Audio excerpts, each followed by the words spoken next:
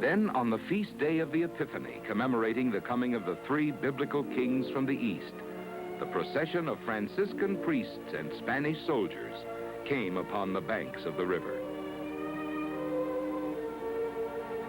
And as Father Pedro Munoz performed Mass, the assemblage little dreamed that the vast, empty valley they had just crossed would one day be made fertile by the very waters beside which they knelt. For the sun-baked land the mission explorers thought beyond salvation was destined to become one of the richest, most productive agricultural areas in the world, made possible in large part by irrigation from this same river. The explorers found no value in the country, but observing the feast day of the discovery, their commander, Captain Gabriel Moraga, gave the river a name in keeping with its destiny: El Rio de los Santos Reyes, the river of the Holy Kings. So begins the story of a river that has no end.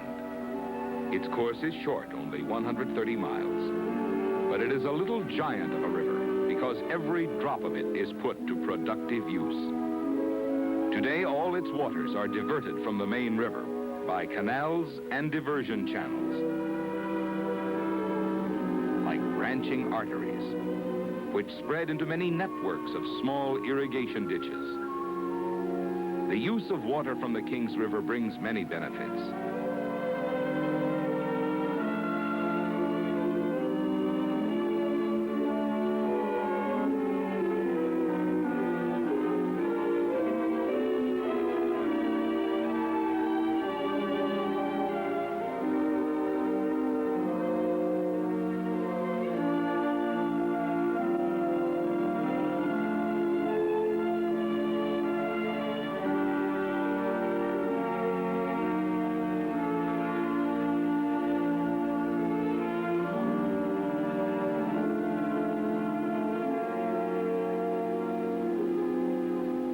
Here in the region watered by the Kings River, the average farm is fairly small by Midwest standards, yet productive beyond a Midwesterner's dream.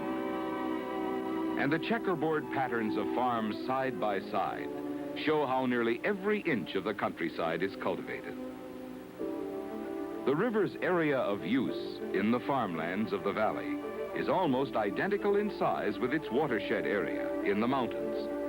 An unusual coincidence in the nature of things. The finally remaining waters of this river disappear into the soil, but even they go into irrigation. After the roots of the thirsty plants have absorbed their fill, some of the water that is put upon the land seeps downward and is held in natural underground storage.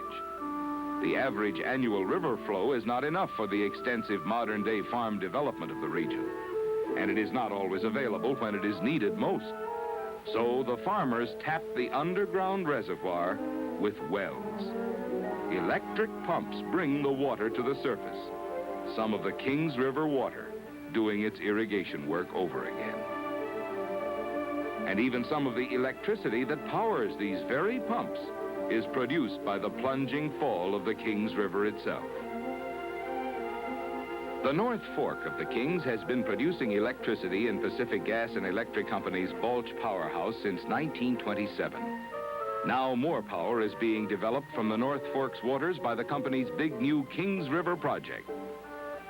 This power development provides many additional benefits, creating new high mountain lakes for fishermen and boatsmen. Access roads that enable vacationers to drive still deeper into the beautiful region of the High Sierra. Dams built for the Kings River project are an extra safeguard in the prevention of floods. The reservoirs contribute to the conservation of fish and wildlife, and by storing up more water in man-made lakes, they help conserve the water supply. Hydroelectric projects do not consume water, they only borrow it. Beginning long before the power of the Kings was harnessed, the river and its fertile basin underwent a history as turbulent as the wild stream. Pioneer farmers irrigated the desert with King's water, and the valley yielded rich harvests. The land was virtually useless without water, and violent feuds were fought over water rights.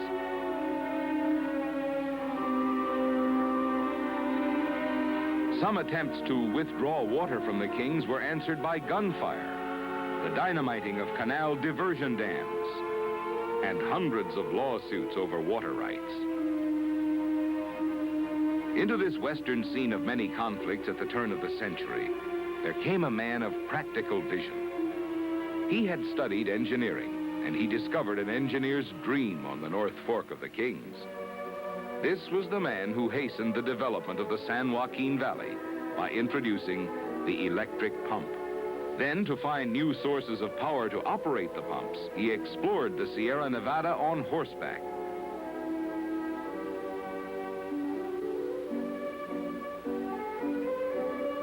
On the North Fork of the Kings, he found great power potential. There, the water dropped over 7,000 feet in 20 miles. At Pine Flat, he envisioned a great dam for irrigation and water re-regulation.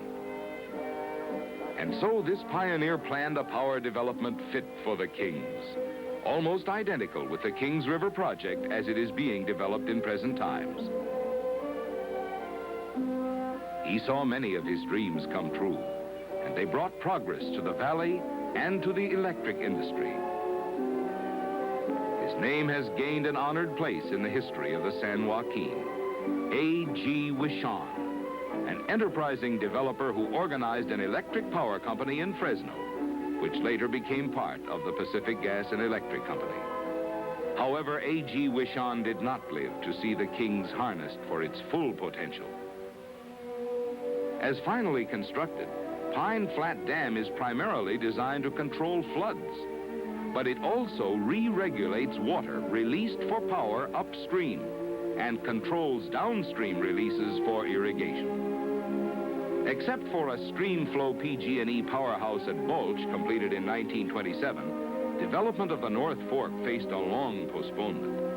By 1917, the Kings River country set an all-time record for legal battles over water rights. The situation seemed impossible when the state of California sent a young man to spend a brief time patching up the Kings River quarrels. A man who proved equal to the challenge. With patience, determination, and uncommon common sense, he slashed through long-standing feuds as he convinced the farmers of their need to share the water. He came to Fresno with a 2-month appointment and stayed on the job for 38 years, serving as the first water master in charge of the Kings River's water rights. Up and down the valley, his name became a symbol of respect. Charles Kopke, Watermaster, one of the most important names in the history of the Kings River region. Long before his retirement in 1955, Charles Kopke obtained the peaceful settlement of nearly 2.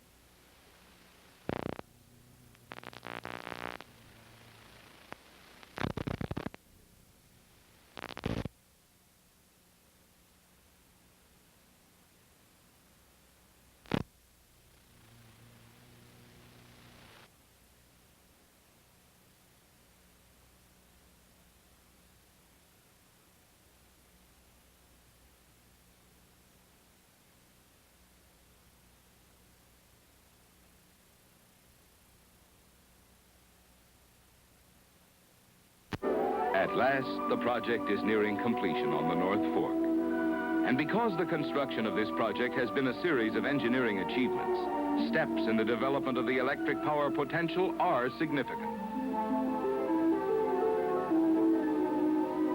As you can see on the map, the Kings begins very much as it ends, not at any one definite place, but from hundreds of tiny brooklets that join into wider tributaries, starting with drops of water from melting snows at the mountaintops, 13,000 feet and higher, amid the grandeur of California's high Sierra peaks.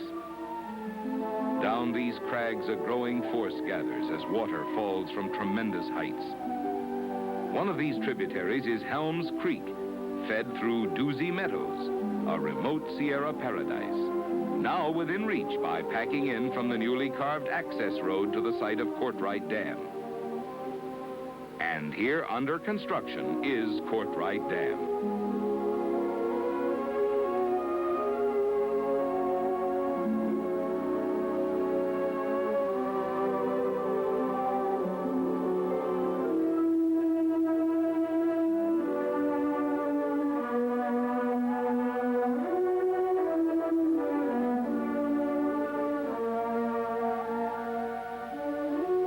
You see it from the height the dam will reach when finished. The edge of the logged-off area on the opposite mountainside marks the water level for the Courtright Reservoir. Here, melted snow from the mountain summits will be stored in a natural basin of granite walls that tower above this flatland known as Sand Meadows. Below this natural basin, Helms Creek funnels through the narrow gorge past Lost Canyon to join the North Fork of the Kings. Courtright Dam is like a stopper at the entrance to the gorge. It is the top step in the cascade of kilowatts, providing the initial water storage 1.5 miles above sea level for this new development of electric power. In this rarefied atmosphere at the timberline, all the world seems made of granite. And the granite of these mountains provides the basic material for the dam.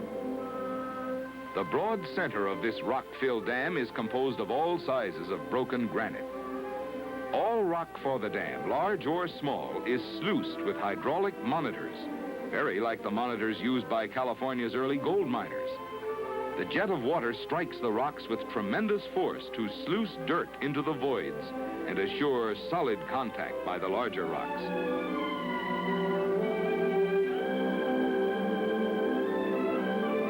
Many of these granite blocks from the nearby quarry weigh between 15 and 20 tons, lowered by giant cranes for facing of the dam.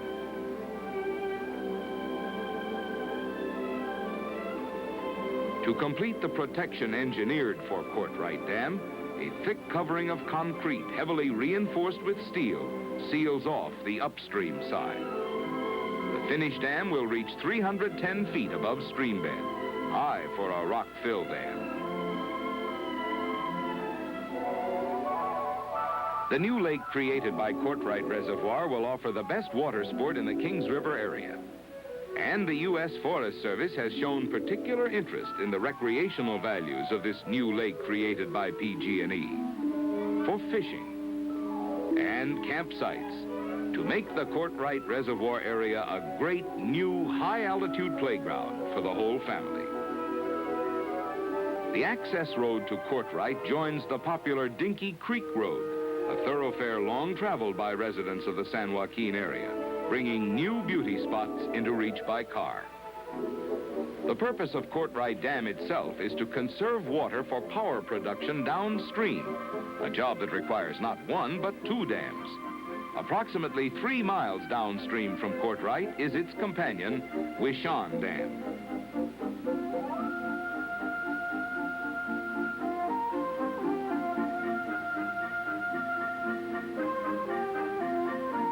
Water released from Courtright Reservoir will flow in the natural bed of Helms Creek into Wishon Reservoir on the North Fork of the Kings River. Both dams are similar in design and appearance, for Wishon also is a rock-filled dam with concrete facing. But while Courtright's height is emphasized by the narrowness of the gorge, Wishon Dam, more massive and almost as high, seems lower because it reaches across a wider defile. The floor of Coolidge Meadows, amid the surrounding walls of granite, forms an ideal basin for water storage at Wishon Dam. Near Wishon Dam, a small city was set up by the construction force, complete with the families of the men. While work on the dam progresses in 2 shifts of 10 hours each, with floodlights keeping the project going almost around the clock, the womenfolk at Wishon go about their own regular household chores, finding a social life, as wives do everywhere. And the children have their own little red schoolhouse, big enough to require 4 teachers. Such is the transitory life necessary for the massive construction along the Kings River. The crews moving on as jobs are completed, their camp towns vanishing as suddenly as they appear. Yet, in the brief lifespan of the communities, the skills of their people build a permanent monument of granite, steel, and concrete. From the upstream base of Wishon Dam itself, around its right abutment, a tunnel will convey the water to the first power generating plant. This tunnel is 13 feet in diameter and more than 6 miles long, blasted through a mountain of solid granite. The headquarters for the drilling of this horseshoe-shaped pressure tunnel was centered at Sawmill Flat, overlooking the spectacular vista of Granite Gorge, often called Little Yosemite. The route of the tunnel skirts this almost impassable gorge, while the North Fork winds through it downstream from Wishon Dam. Here the adit tunnel was bored, so that the main tunnel could be driven in both directions, working from the middle, the blasted rock removed by muckers on rail cars. Tunneling also was started at the downstream portal, where water will flow from the tunnel into a heavy-walled penstock pipe stretching down a precipitous slope to the powerhouse. Here you see preparations for laying the giant penstock to carry the water to the site of the first large underground powerhouse in the United States, the Haas Powerhouse. These massive penstocks, 7 to 8 feet in diameter, are made of steel, 1/2 to 2 3/4 inches thick. Installing them requires that men and equipment be transported along the face of the steep mountain. Carving out such access roads was also an engineering challenge, as was building the construction road between the top and the bottom of the Haas Powerhouse penstock, a zigzag road containing 13 abrupt hairpin bends, enabling heavily laden trucks to negotiate the side of the granite canyon. Down the steep mountainside plunges the route of the Haas penstock until it is swallowed by a hole in the ground, leading to the unique underground powerhouse. Entrance to Haas Powerhouse is provided by a vertical shaft almost 400 feet straight down, built to contain an elevator, stairway, electric cables, and a fresh air supply system. The subterranean powerhouse chamber has been blasted out of the hard granite, a man-made cavern 56 feet wide, 173 feet long, and 85 feet high.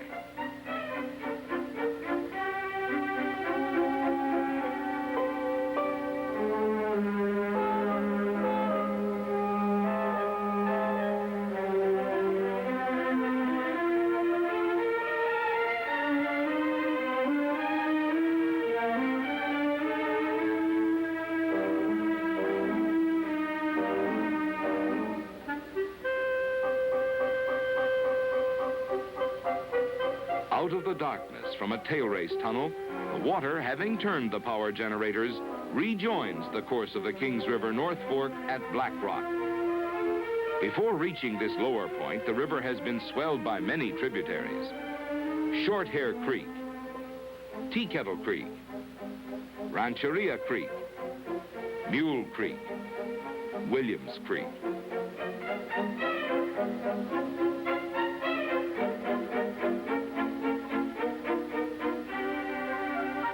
It was here at Black Rock that the diversion dam was built for the original Bulge powerhouse, farther down the river. You see the small Black Rock diversion dam being enlarged to regulate water for the next giant step in the power development.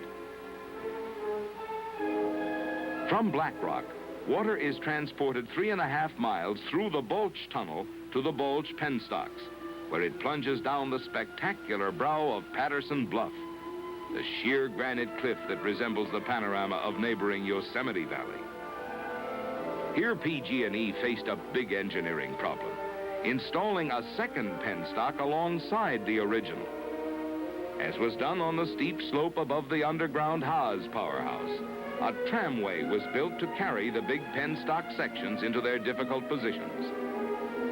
And now for a thrill seldom shared, let's see what it's like to ride down the Bulge tramway.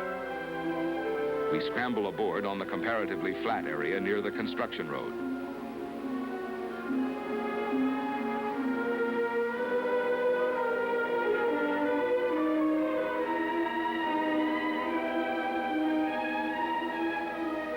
Going down now, slowly. The The sheerness of the bluff ahead anticipated but not yet fully realized.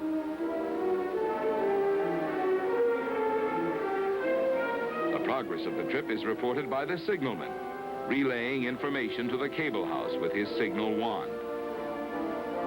Instead of floors being indicated to designate the height as in an elevator, the distance above the bottom of the canyon is marked in terms of anchors, where the giant penstock sections are to be moored to the mountainside.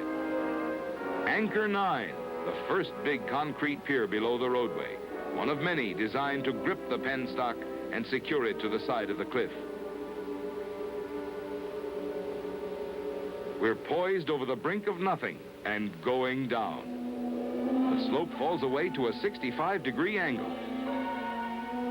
The drop seems almost vertical.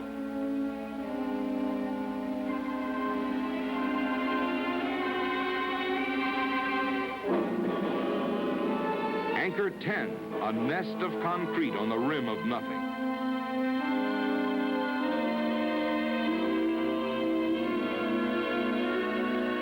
That's the original Bulge powerhouse right down below.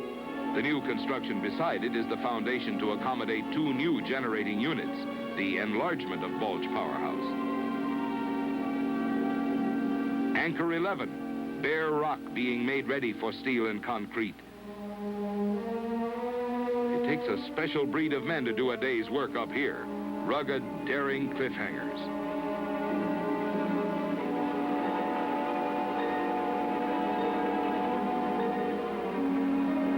This is the Bulge Penstock, a spectacular canyon installation of the kind that has become commonplace with PG&E in the creation of more and more power for northern and central California. To the regular users of the tram, this thrilling roller coaster ride is all part of a day's work. They're the construction crew, the drillers, the powder men, the cat skinners, the steel men, the concrete men. A brawny lot to match rugged mountains. They spend their days suspended out over the stark edge of the abyss, defying gravity but respecting it, in order to put more power at your fingertips.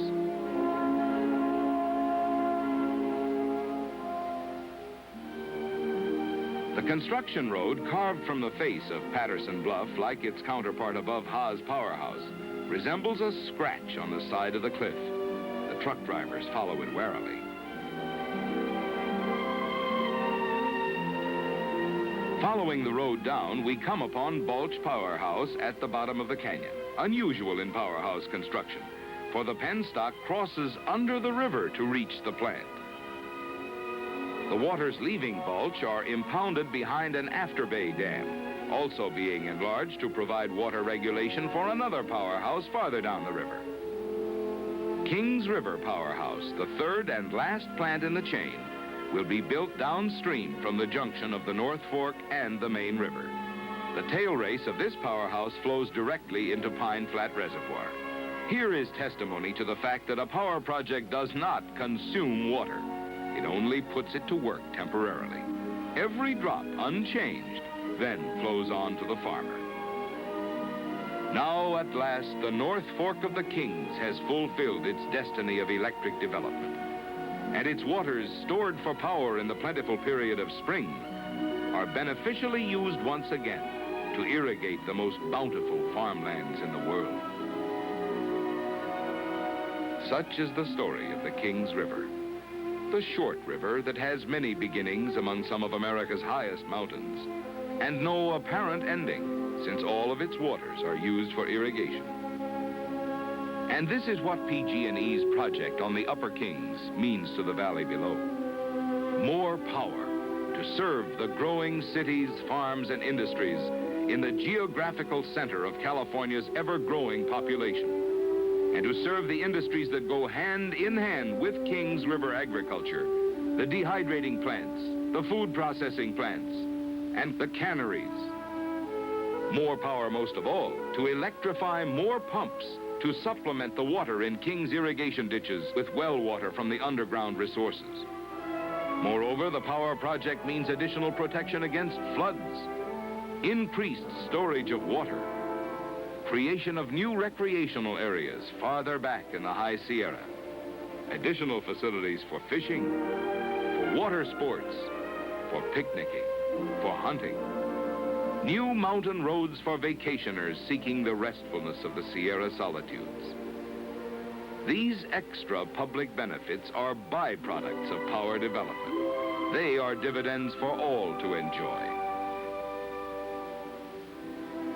The mighty river has been tamed and harnessed for the service of man. The precious water Providence placed here beside a desert now plays its full regal role in the economy of the region. El Rio de los Santos Reyes, the river of the Holy King.